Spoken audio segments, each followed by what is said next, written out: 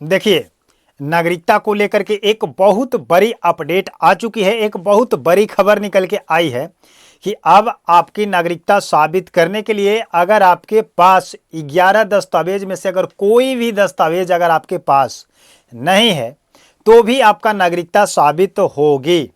वो कैसे होगी? चाहे वो किसी भी धर्म का हो, चाहे मुस्लिम हो, चाहे हिंदू हो, चाहे सिख हो, चाहे ईसाई हो, चाहे क्रिश्चियन हो, कोई भी जाति धर्म से हो, उनके लिए एक बहुत बड़ी अपडेट आ चुकी है कि अगर आपके पास कोई भी डॉक्यूमेंट अगर नहीं है, 11 दस्तावेज जो एसआईआर प्रक्रिया के दौरान इलेक्शन कमीशन ऑफ इंडिया के माध्यम से जो 11 दस्तावेज आपसे मांगे गए हैं, जो मोस्ट इंपॉर्टेंट मांगा गया है, उसमें से अगर कोई भी दस्तावेज नहीं है, मान लीजिए कि आपके पास 11 दस्तावेज में से कोई नहीं है, एक भी दस्तावेज नहीं है, फिर भी आपका नागरिकता साबित होगी। ये एक तरह से कहा जाए तो आपके लिए बहुत ही इंपॉर्टेंट खबर है। बल्ले बल्ले है, आपका मौज है। लेकिन आपको इन 11 दस्तावेज के बदले में एक छोटा सा काम करना होगा। फिर आप सोचिएगा कि मैं ऐसा क्यों कह रहा हूं। आपके मन में होगा कि चलिए अभी बता रहे थे कि 11 में से कोई दस्तावेज नहीं है, फिर भी आपका नागरिकता साबित हो जाएगी, लेकिन फिर कह रहे हैं कि एक दस्तावेज चाहिए। तो एक दस्तावेज थोड़ा अगर आप चाहेंगे, ये कैसी स्थिति आएगी कि आपको ये दस्तावेज देना पड़ेगा। यानी कि पूरे भारतवासी के पास जो 11 डॉक्यूमेंट मांगे गए हैं, तो क्या सभी के पास? तो ऐसा बात नहीं होगा कि सबके पास नहीं है। मान लीजिए कि 100 में से अगर 5 व्यक्तियों के पास अगर 11 दस्तावेज में से अगर कोई भी दस्तावेज नहीं है, तो उनके लिए एक बहुत बड़ी झंझट जो है आपका टल चुका।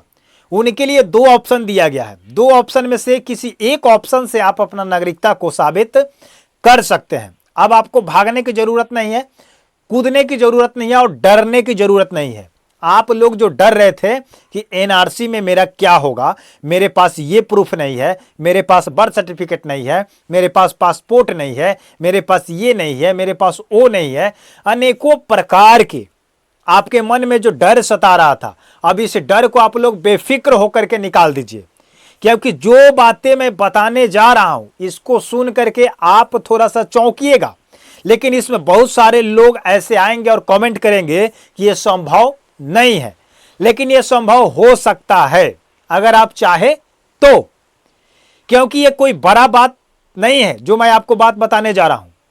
तो चलिए, आप अपना डर जो है एनआरसी को लेकर के निकाल दीजिए। लेकिन सबसे पहले मैं आपसे बात करूंगा एक पहले पॉइंट पर कि एनआरसी को लेकर के तो आपका टेंशन खत्म हुआ, लेकिन अगर आप एसआईआर की प्रक्रिया में अगर शामिल नहीं हुए हैं तो बहुत बड़ी प्रॉब्लम आ जाएगी।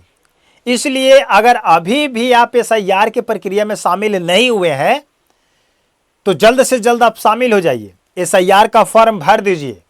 और एसआईआर का फॉर्म मिलेगा कहां से?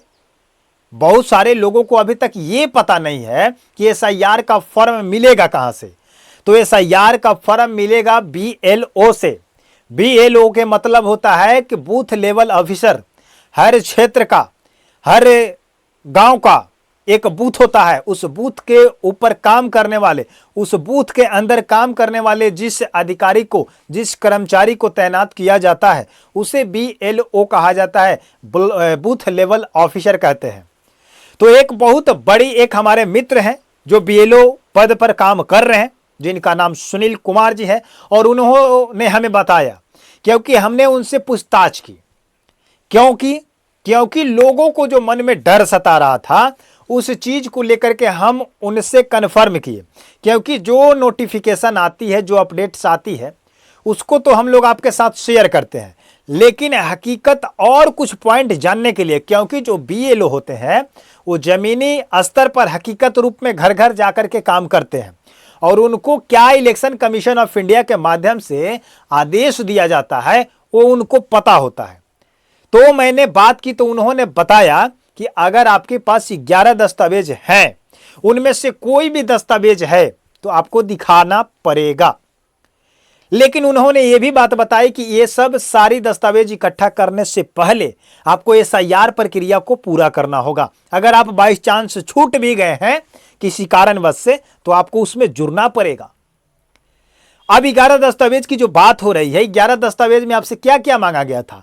बर्थ सर्टिफिकेट मांगा गया था, उसके बाद निवास प्रमाण पत्र मांगा गया था, स्कूल का सर्टिफिकेट मांगा गया था, LIC अगर आपके नाम से है तो मांगा गया था, बैंक में खाता है उसको मांगा गया था, पानी का बिल है उसको मांगा गया था, बिजली का बिल है उसको मांगा गया था। अगर आपको सरकार कहीं पर जमीन दी है बकासत या बास्कित पर्चा के रूप में, उसको आप दिखा सकते हैं, या पट्टे के रूप में मिला है उसको दिखा सकते हैं, या आप सरकारी नौकरी करते हैं उसका स्लिप दिखा सकते हैं, या आप अपने बाप दादा की पुराना संपत्ति है उसको रिकॉर्ड में अगर आपके नाम से जमीन है उसको दिखा सकते हैं।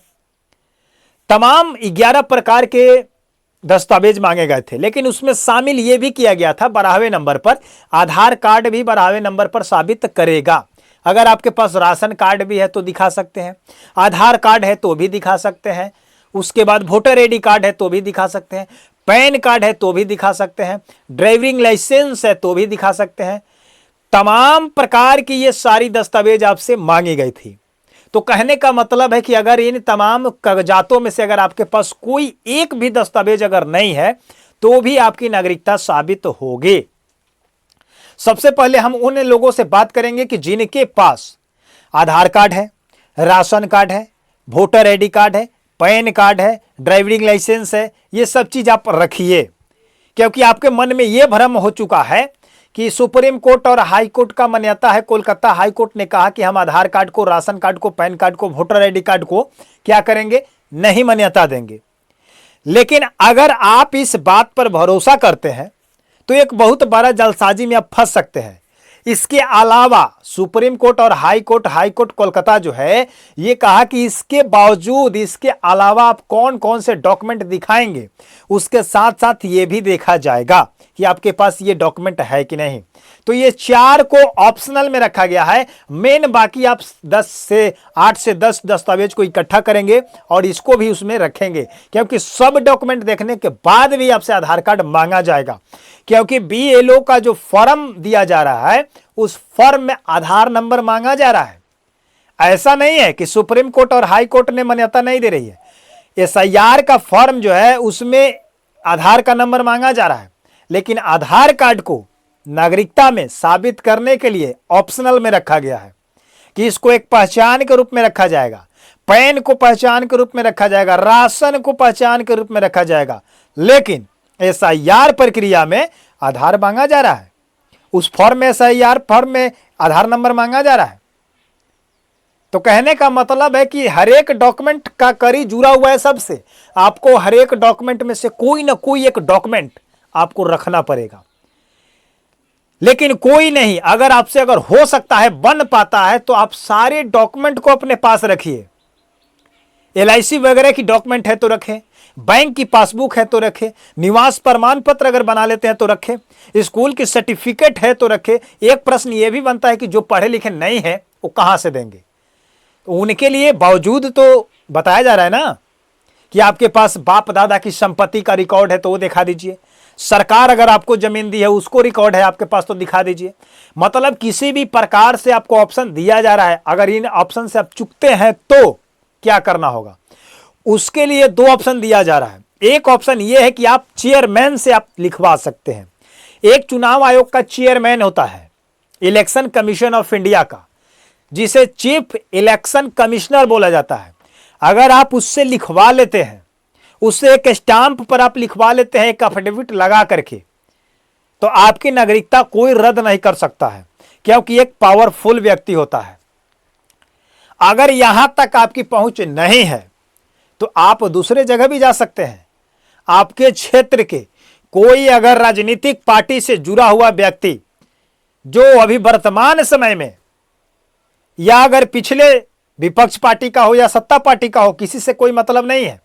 अगर कोई व्यक्ति है अभी वर्तमान में विपक्षी हो या सत्ता में हो और उस अपने ओहदे पर हो, पद पर हो, तो अगर आप उससे पैड पे, स्टाम्प पे लिखवाते हैं, जैसे मुखिया, तो ये भी आपका एक सदस्य होता है राजनीतिक पार्टी का, विधायक ये भी होता है, जिला पार्षद ये भी होता है। लेकिन इनसे भी अगर नहीं काम चलता है तो आपके गांव में एक सरपंच होता है।